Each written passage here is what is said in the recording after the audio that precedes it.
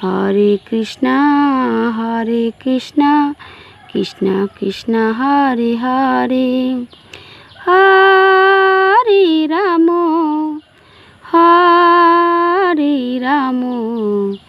রাম রাম হরে হরে। তো হ্যালো বন্ধুরা, সবাই কেমন আছেন? আশা করি খুব ভালো আছেন। আমিও খুব ভালো আছি। তো আজকের বাপ্পা ব্লগ ইউটিউব চ্যানেলের ভিডিওটি শুরু করেছি গোবিন্দর নাম নিয়ে। চলুন দেখা যাক কি কি ভিডিও দেখাতে পারি আজকের আপনাদের। তো আমি ঘুম থেকে উঠে শোয়ার আগে গেট মুখে জল দিয়ে দিই। তো আজকেরও জল দিয়ে দিলাম। আমি ঘর ঝাঁটাতে চলে যাচ্ছি।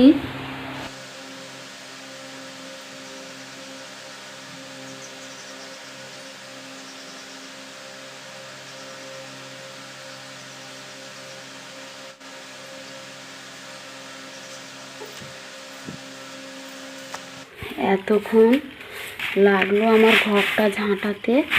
ঘরটা খুবই বড়, ঝাঁটাতে অনেকক্ষণ করে টাইম লাগে। দেখুন আমি বাইক ঝাঁটাতে চলে এসেছি।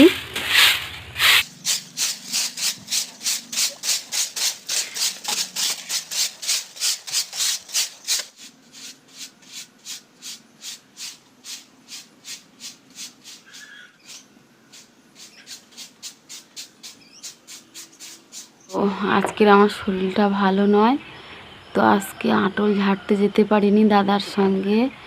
দাদা একাই চলে গেছে। আজকের মেঘলা ওয়েদার দেখতেই পাচ্ছেন। তো দাদা আঁটল ঝেড়ে এলে কি মাছ পড়েছে সেগুলো আপনাদের দেখাবো।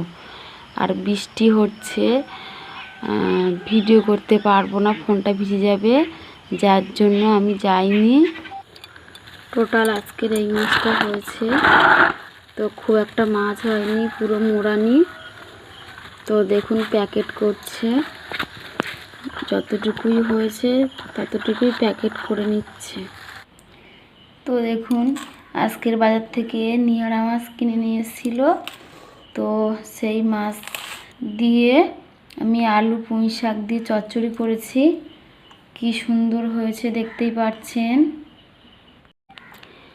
আর আজকের একটা নতুন সবজি নিয়ে এসছে।